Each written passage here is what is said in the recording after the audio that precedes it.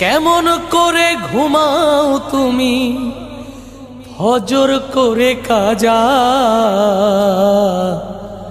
এমনও তো হতে পারে তোমার জোহরে জানাজা। কেমন করে ঘুমাও তুমি, কেমন করে ঘুমাও তুমি ফজর করে কাজা, এমনও তো হতে পারে জোহরে জানাজা তোমার, এমনও তো হতে পারে জোহরে জানাজা।